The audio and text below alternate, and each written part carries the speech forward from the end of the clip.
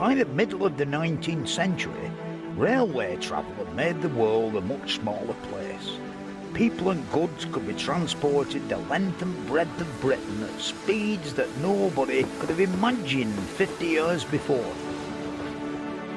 Then steam power was introduced to the oceans to make sea travel between the continents faster. Sadly, none of the big steam-powered liners have survived.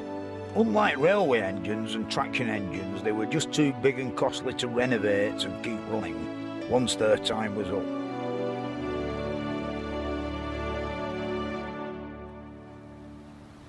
But you can still get a feel of what a steamship was like, because there's still some of the smaller ones around. This lovely old steamboat is the SS Sir Walter Scott, built in 1899 by William Denny of Dumbarton. In them days, nearly every Scottish loch had some sort of steamship company plying on its waters to supply the houses and farms from the edges. When it was actually built, it were no great shakes, you know, it was just another steam launch on one of the Scottish lochs. But now, because it's survived, it's quite unique. It's the only one left.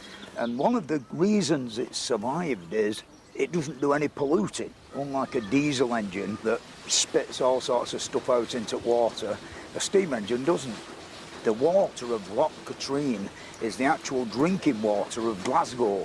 So they can't afford to muck it up by having diesel engines like on Lake Windermere and places like that. There's nothing actually leaves the boat and goes into the lake. So let's have a look at the engine. This is it. This is what's known as a triple expansion marine engine. And it was really perfected by an American called John Elder in the late 1880s. And of course, eventually it became to be the main unit of propulsion in almost every ship they ever built. And in my opinion, it's not gone for any better. I mean, if you go in a modern ship and there's a diesel engine driving it, it's driving an oil tanker a little bigger than this, but the noise it makes is incredible. The man who looks after it isn't in lovely, tranquil surroundings like what we are down here. He's in a soundproof box with earmuffs on because of the bloody noise. And in my opinion, we've gone backwards when it comes to looking at something like this on the SS Walter Scott. 100 years old and sweet as a nut. The triple expansion engine turns a screw propeller, and it's this that powers the ship through the water. And very nice it is too.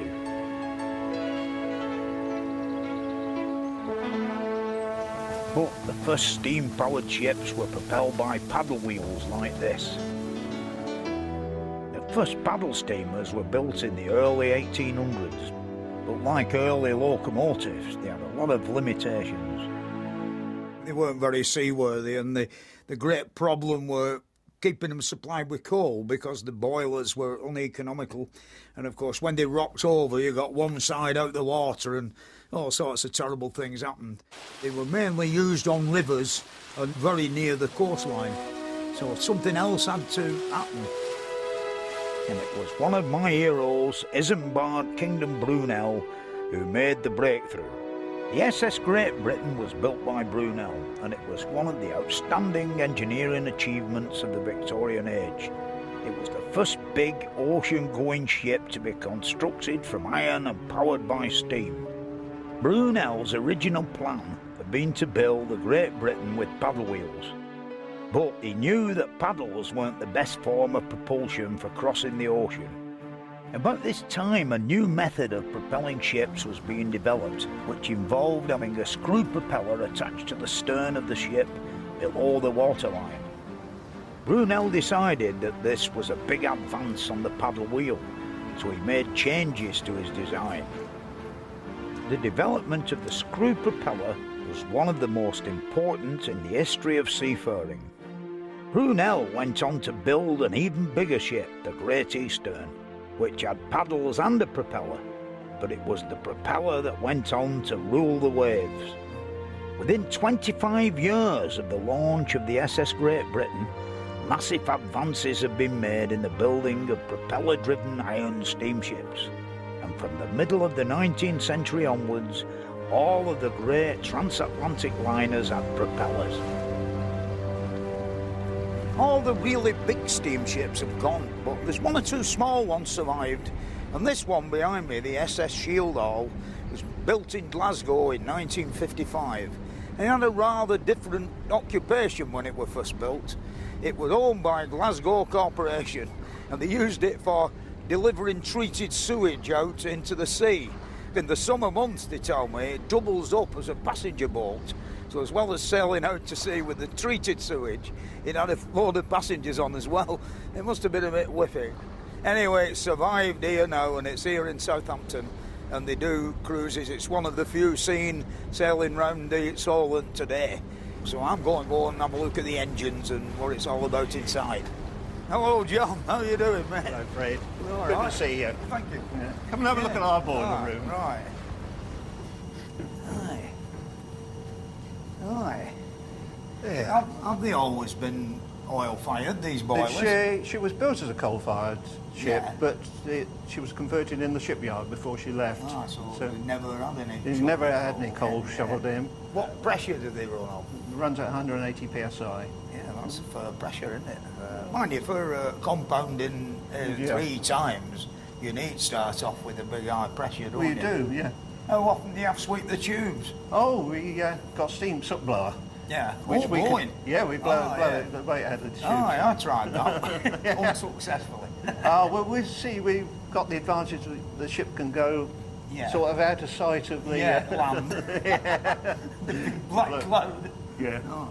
Anyway, we'll now retire to the engine room Okay, and then. look at the triple expansion engines. Aye. We could perhaps explain what a triple expansion engine is. The steam from the boiler comes into the high pressure cylinder first off, and the exhaust from that then goes into a medium pressure cylinder, and the exhaust from that then goes into a low pressure cylinder, and the exhaust from that then goes into a condenser where it is condensed, and it goes into the feed tank and then is pumped back in the boiler again. Yeah. They've got to preserve as much of the clean water as they can, haven't they? That's right. The thing is, everything on a ship like this is run on steam, including the steering. The steering gear has got a 2-cylinder reciprocating steam engine. This alters the rudder angle through a rack and pinion arrangement working on the rudder quadrant. Rudder movements are transmitted from the ship's wheel on the bridge by hydraulic pumps, which form part of the wheel assembly. Right. Oh, it's Welcome nice to in the here, bridge. isn't it? Aye. Yeah. All these lovely brass electric switches. yes. Eh? You could have that on your sideboard. How does it work, this? Like, I know it's the steering gear. It's a hydraulic system. Yeah. Well, The do wheel any- connects yeah. to a gear wheel inside here, which Yeah. pushes 2 rams up and down. Yeah, So as yeah. one ram goes up, the other one goes down, and you displace fluid along the pipeline Yeah, to that little the engine we've just receiver. been looking at. That's it. right. Yeah, yeah. Yeah, it's even, there's even a check here where I noticed when you move wheel, the pressure. Yeah, Look that's at right. that, 200 psi already. Just that. Yeah, that's good, that, isn't it? There it is. And now it's time to get the engines turning so we can put to sea. Shieldall is fully operational and they do more than 20 cruises every year around the waters of the Solent. Back at home, I've got an interesting old book I can use to explain how these triple expansion engines work.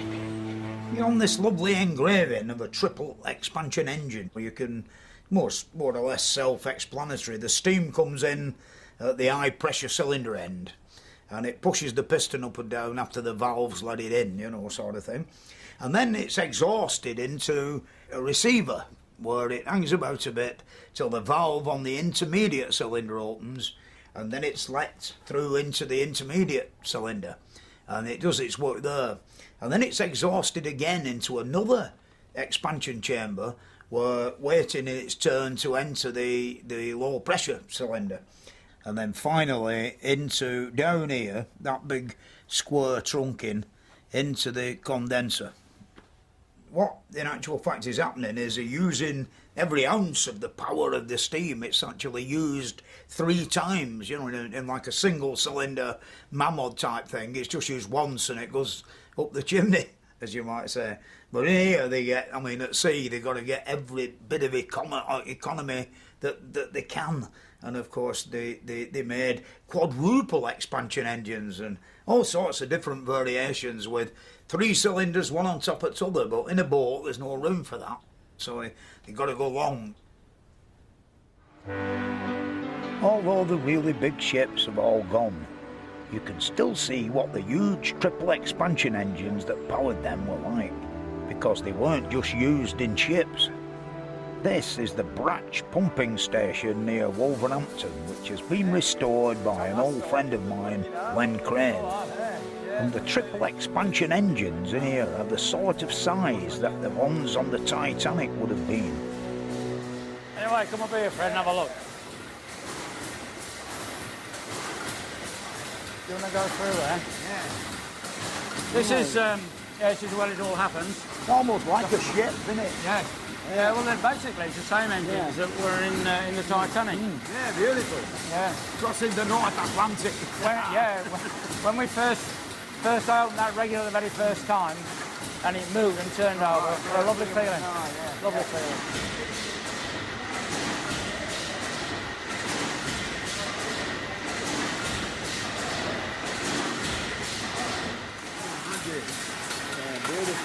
You wonder what they're all for, really, but they're all doing something. Yeah, the world's got to keep advancing on it, but in lots of ways, not for the better, you know. Instead of sitting in a bloody office with a mouse and one of them, what are they called, the computer. Len's a real good steam man, and he's known this engine and been involved with it for nearly 60 years.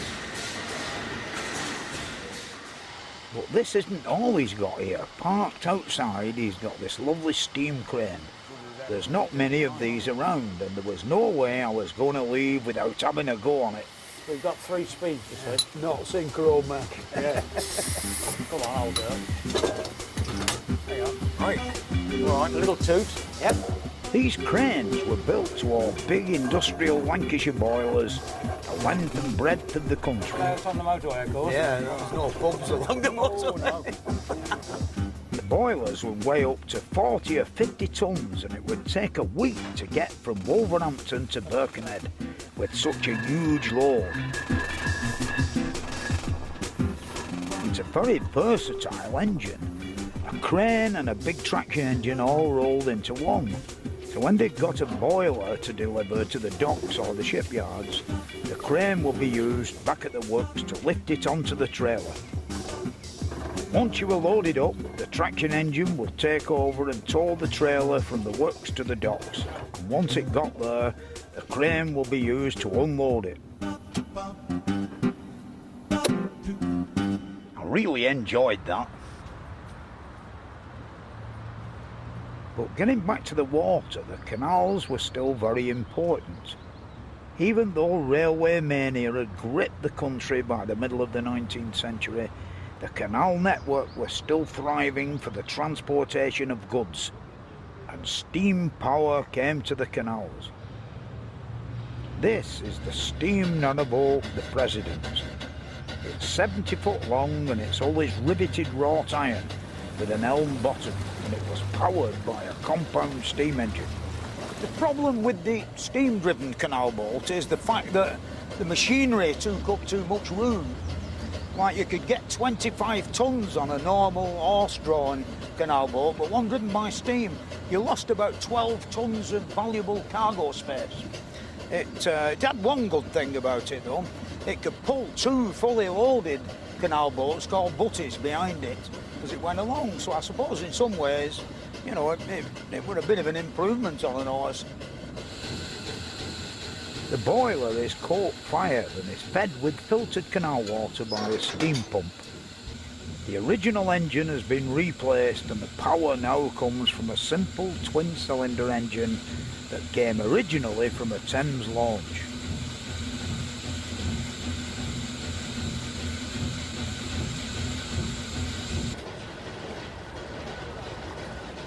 On the canals, the steam engine was put to a variety of other uses, especially for pumping. This is the Crofton pumping station on the Kennet and Avon Canal near Marlborough in Wiltshire. The canal which connects London to Bristol at this point is much higher than any natural source of water.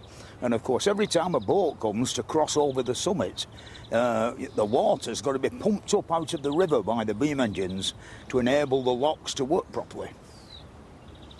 The beam engines were installed at Crofton to make sure that the locks always had a supply of water. The locks are actually 14 feet wide and 75 feet long and contain 70,000 gallons. Every time a canal boat comes along, 70,000 gallons of water has got to be pumped out of the river at the other side of the canal. The building that houses the engines is over a total of 3 floors. And this is the top floor where, of course, the great beams are, and they're pivoted on the beam wall, which, of course, is the main wall of the engine house. It goes across from one side to the other and straight down into the foundations, and, of course, it's very strong because it's got to support all the pull and thrust of the engine. It's actually got 2 working engines in here. One of them is an 1812 Bolton & Watt, which is the oldest working beam engine in the world, still in its original building and still doing its original job.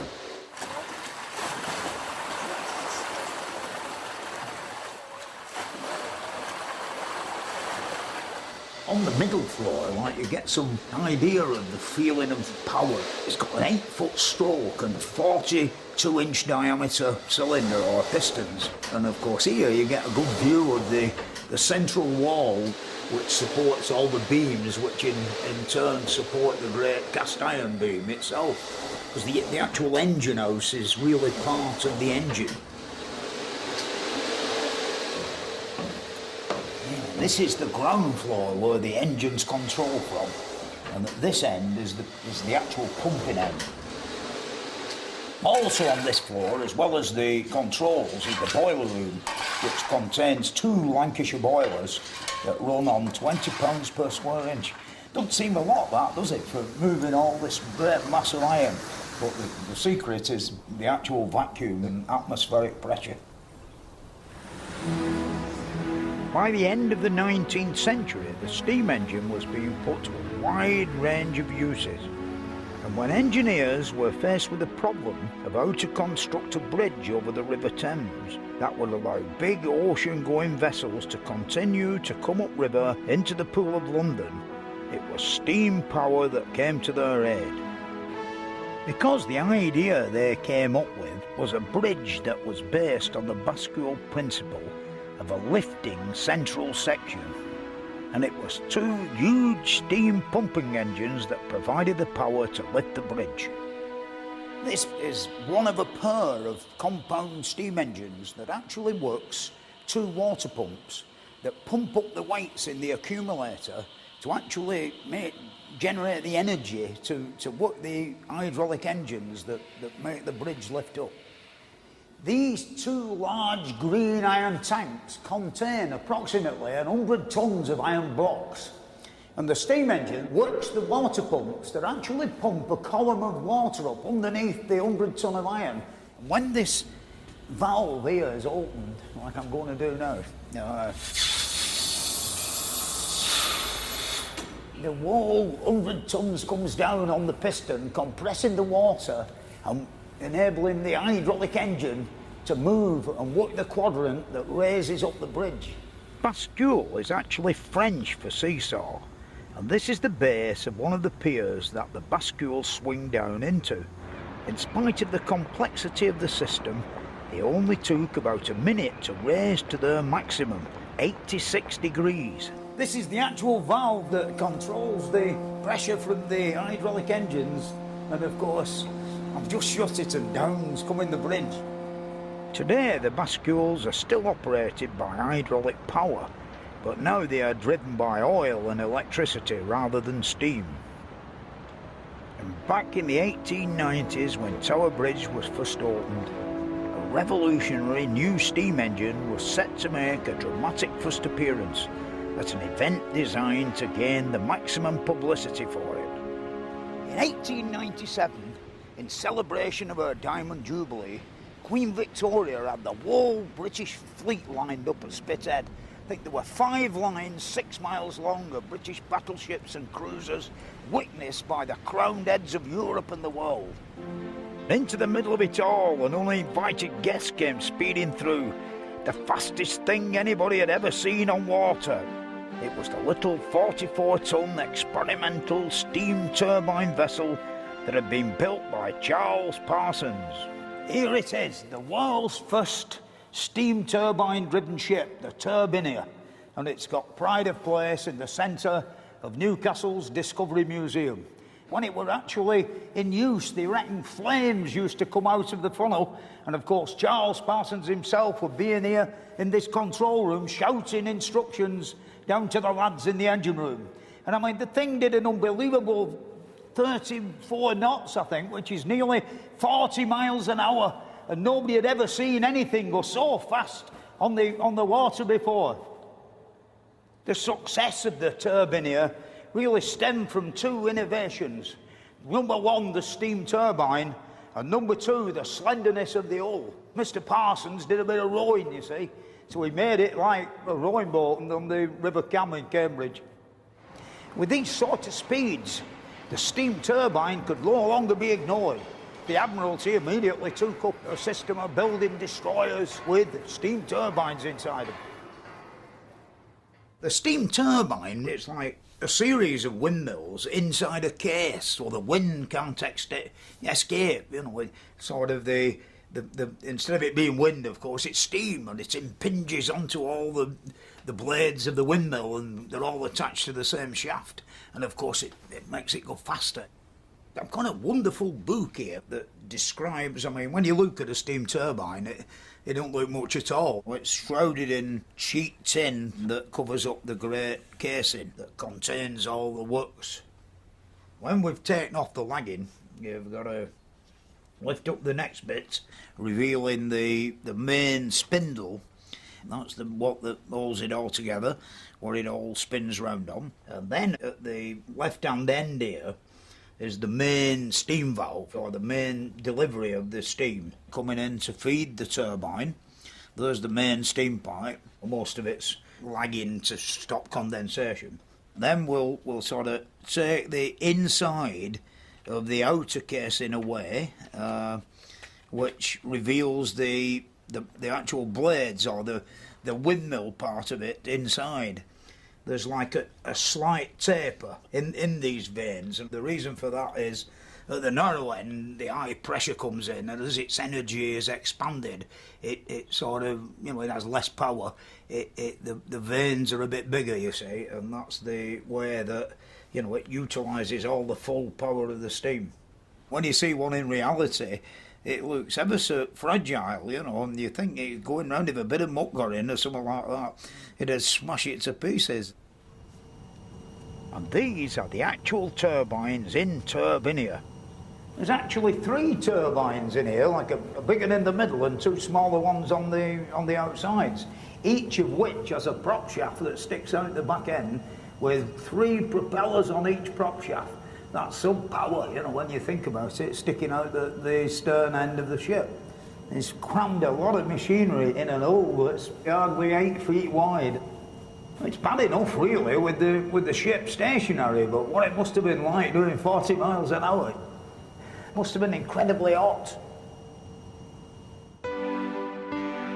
By the 1920s, turbine-driven liners had taken over the world's shipping routes. The steam turbine virtually replaced the older reciprocating steam engine on major vessels. On the seas, the turbine-driven liner represented the high point of overseas passenger travel. Turbines meant that ships were not only bigger than they'd ever been before, but were also faster. The White Star and the French line, among others, were competing to make the biggest and best liners, but the Cunard line was the leader. Alas, you can't see many of them now, but there's still a very special one that you can loop round. This ship is the world's most famous turbine-powered ship, the Royal Yacht Britannia.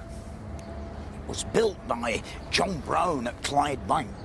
I must say, he made a wonderful job of the hull. When you look at it outside, it's perfectly smooth. And the reason for this is they're actually butt jointed, the plates of the hull. And of course, they're held in position by straps on the inside with a double row of rivets, which is a wonderful way to build a boat. And much cheaper ways, lap them over, and you could see big rows of rivets and a lap joint. But with this method, you don't see anything. It's like as though it were made of plastic. I named the ship Britannia. The Royal Yacht was launched in 1953 and commissioned in 1954.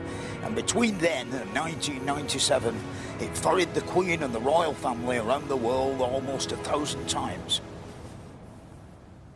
Here I am in the heart of the ship, the engine room. And of course, these are the turbines. The steam comes from the boiler house along this big fat pipe here into the high pressure cylinder, which is the smaller of the two black things.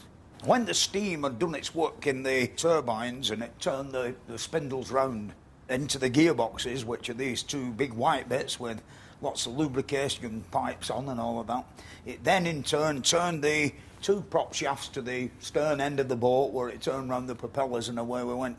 It actually took Britannia more than 1 million miles around the world with these two engines without a real major refit. This is one of the two great gearboxes that transmit the power from the turbines to the prop shafts. The prop shafts are 30 metres long and about 12 inches diameter, and turn the propellers at the other end, at the stern end of the ship, which are 10-foot diameter. And it developed 12,000 horsepower and, of course, propelled the ship at 21 knots. This area here were quite important. It's where the whole ship were controlled from, of course, on orders from upstairs on the bridge and the captain. But all these beautiful chromium-plated wheels represented full forward gear and full backward gear, and all the pressure gauges and vacuum gauges were all important on, you know, getting it all running in the right direction. I mean, there's lots of wonderful bits about it that wouldn't normally be on an ordinary ship. I mean, steam valves have a notorious habit of dripping, and of course they've got beautiful chromium-plated drip trays with little drains underneath, so no doubt it was some guy's job every morning to come round with a draining can and drain them all off. When you've done with the main steam turbines that propel the ship, you've still not done with steam round here. There's another 3 steam generating sets. You know, I'm stood here in sort of a miniature power station with 3 steam turbines that generate all the electricity for the ship. Charles Parsons had revolutionised marine propulsion with his invention of the steam turbine, but the turbine was to have an even greater impact on the provision of power for the 20th century and beyond.